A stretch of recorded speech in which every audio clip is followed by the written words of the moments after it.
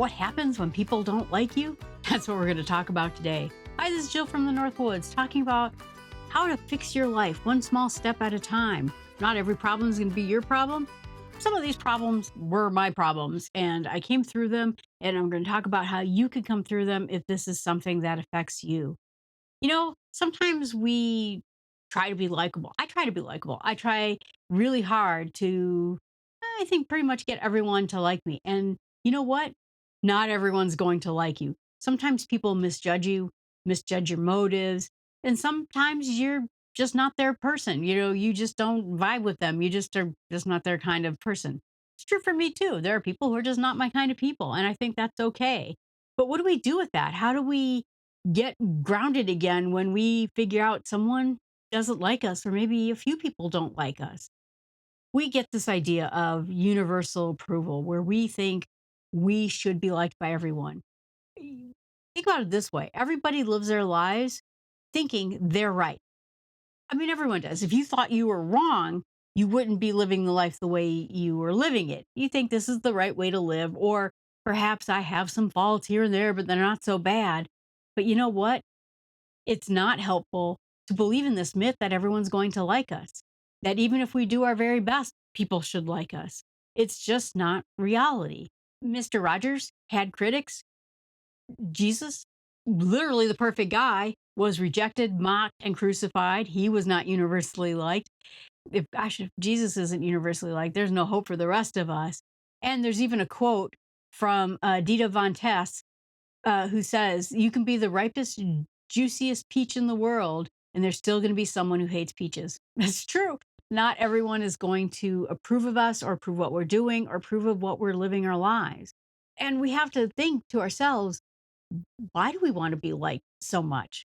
I mean, some of it comes from childhood. We learn that approval equals safety and belonging. I think that that's where tribes come along.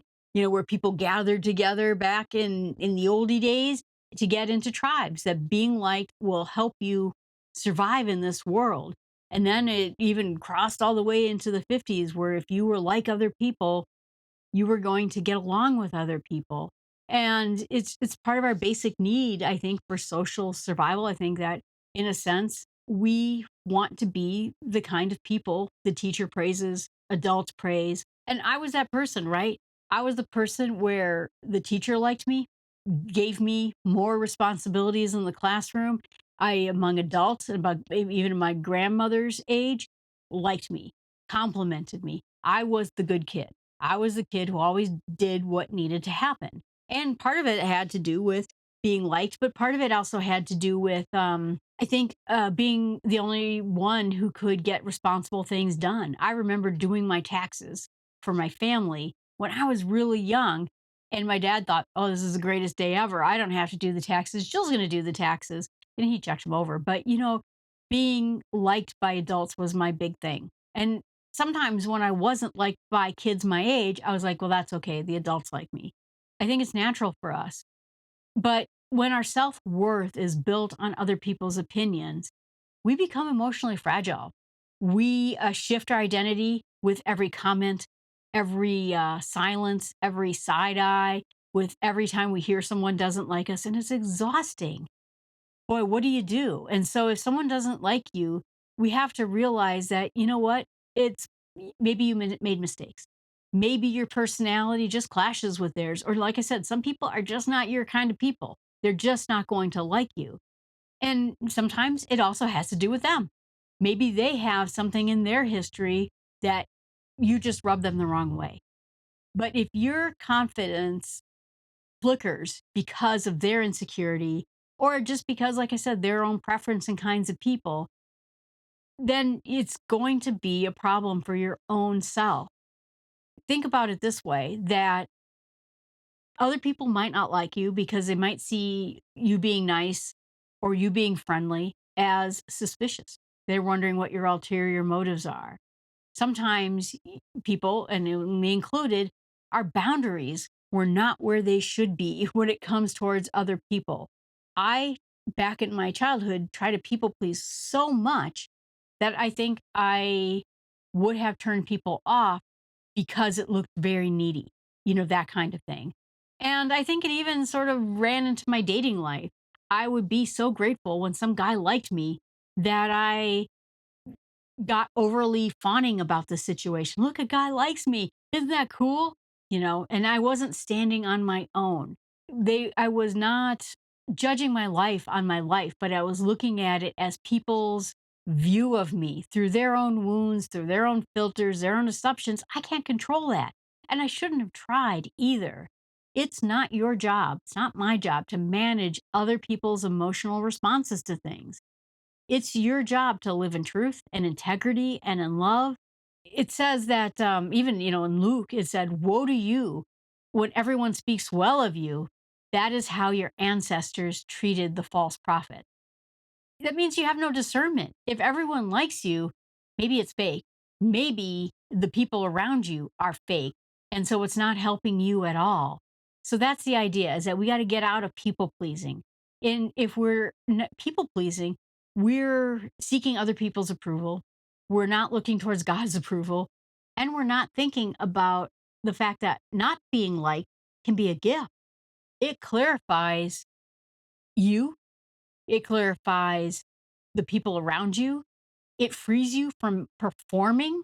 It lets you start living in a way that's authentic to your ethics, your moral being, who you are, and not constantly editing yourself for applause, for people liking you.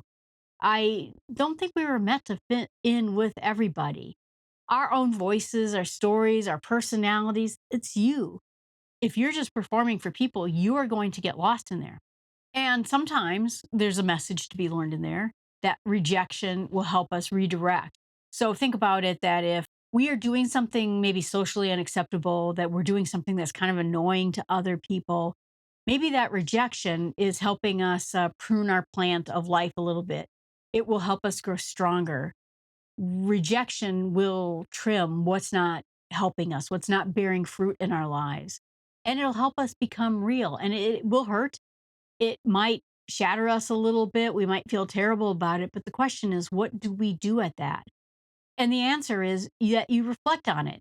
Does that person have something valuable to say about me? Let me give you a couple examples. I had this situation where I had a boss who said, "Your laugh is stupid. And every time you laugh, people lose respect for you." And I sat and thought about that for a long time.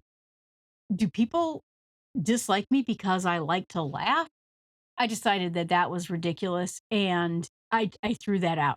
But then other people would say, "Well, Jill, you talk too much," not because talking too much is in its of itself bad, but it doesn't allow other people to speak. I'm so quick to jump in. I'm so quick to speak. I talk a million miles a minute and I don't take a breath. There was a lesson for me in that. And so I think that you have to digest it, but instead, kind of bless the thought that someone has given you good advice, that you can reflect on it, and then sort of take out of it, like a food processor, what is good? What is valuable in that comment? What could I do better? I'm always that person who wants to do better. And so if you process it as good advice, that I think will help you better. And then, like I said, ground yourself in the truth. What is actually here? Is that opinion valuable or not about a value to you? It's just an opinion. They may have something worthy to say. They might even be right about something. Where someone would say to me, "Well, Jill, you just take Christianity way too seriously." They're right. You're right. I do. I do. I absolutely do. And I'm not going to change that. Right. So sometimes you're going to say, "Yep, what that person said is fine," and that's fine. The other part of it too is if that person misunderstands you, they look at you with thinking that you have ulterior motives or that you're not real in whatever it is you're saying, make peace with it. It's okay. They can believe it. It's fine. And you can also spend time with people who value your real self. I think it's also good. We talked about it last week in the Brave episode, to learn to get at that point where you can stand on your own, where you can take that kind of criticism and not let it affect you.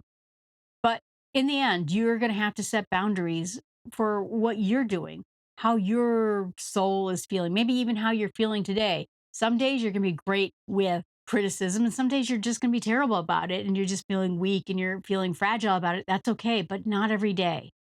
You have to learn to stand on your own. And you just can say to yourself, I'm not for everyone. That's okay. That's okay.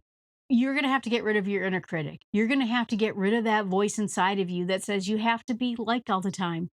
You're going to have to get rid of that desire for everyone to like you at every moment and just learn how to handle someone not liking you, which means you don't have to dislike yourself. But the idea is you need to go on and take a breath, take a prayer, and just realize we're not called in this life to be liked by everyone. All right, everyone, thanks so much. I appreciate you watching today. Remember, we have startwithsmallsteps.com. We have Jill at Start With Small Steps. If you want to email me, this is a podcast, this is a YouTube channel, whichever way you like to do it, that's fine with me. Please remember that you can email me, leave a comment here, tell a friend. And just remember, just because someone doesn't like you doesn't mean that you have to crumble, but instead, take it as a lesson and then leave it there.